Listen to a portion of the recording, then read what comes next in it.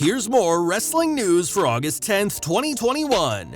And your headlines for this afternoon include: John Cena makes huge demand from WWE, former ECW wrestler accuses Vince McMahon of secret deal, where has Toni Storm been?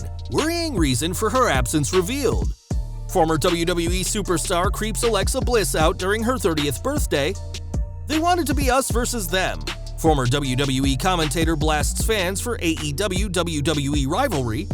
Why did Baron Corbin show up to Raw this week? Just stop! Fans hit out at WWE for the worst segment this year that happened on Raw. And more. We are kicking off with WWE, and the summer of John Cena is in full swing, as the wrestler-turned-actor is back to become a 17-time WWE World Champion.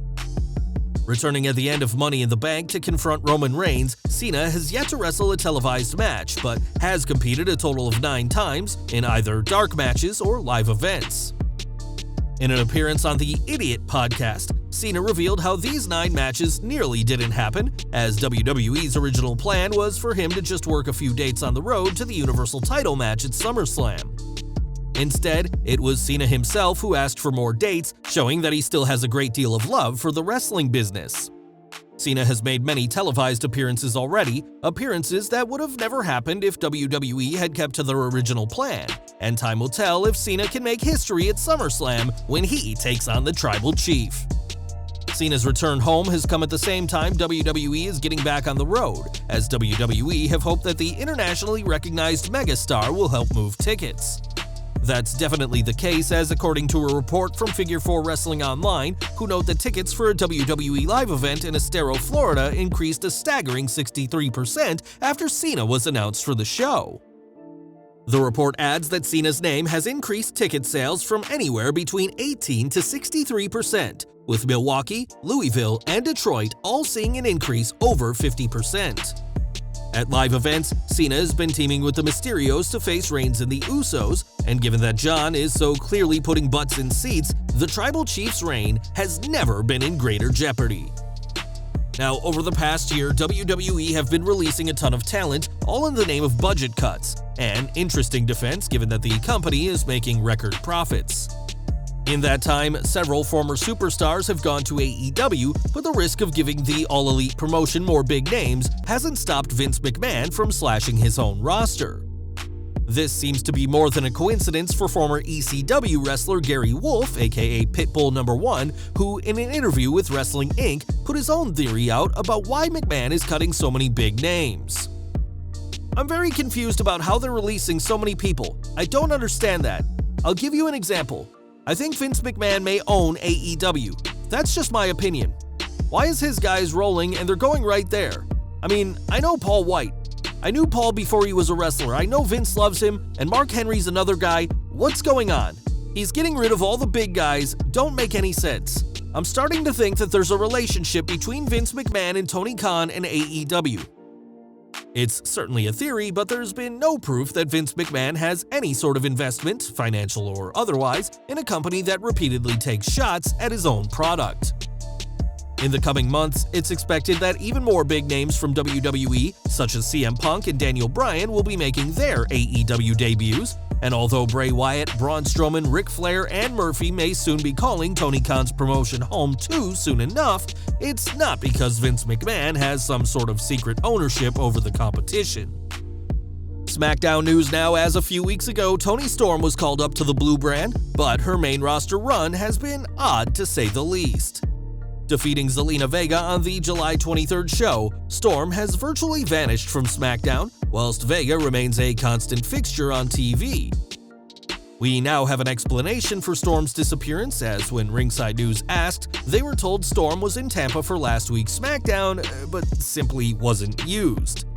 It's good to hear that Storm isn't injured, but it's perhaps more worrying that she's healthy to work and WWE don't have anything for her, despite her call-up mere weeks ago. At 25 years old, Storm has her whole career ahead of her and has already accomplished a lot in and out of WWE, and we can only hope that WWE comes up with a plan for her soon, or she'll risk being the next to be budget cut by WWE President Nick Khan. Now, this past Sunday, Alexa Bliss celebrated her 30th birthday with a party at her home, but Mojo Rawley wasn't on the guest list. That didn't stop the former 24/7 champion, who on social media shared several videos of himself hanging outside Bliss's home, saying he wanted to creep from the outside despite not being invited. It's likely that Rawley was invited and was just trolling fans on social media, but the wrestler/G.I. Joe Snake Eyes film star certainly came across as a total creep. In one video, Bliss can be seen talking to a friend, all the while unaware of Rawley lurking outside, as the former women's champion, who's no stranger to being creepy herself, was outclassed at her own birthday party. In 2019, AEW was founded, and ever since then, fans have been comparing the All Elite promotion to WWE and vice versa.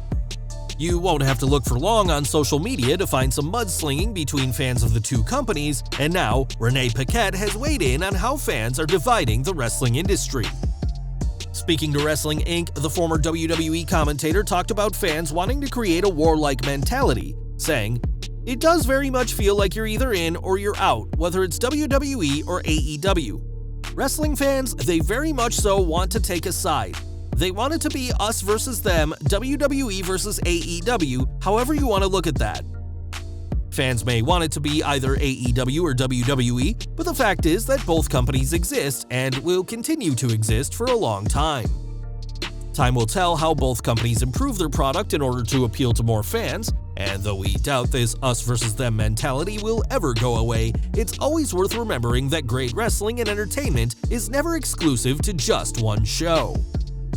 Back to WWE, and this week's Raw was definitely one of the best we've seen in a while, but not everything from last night's show made for compelling TV.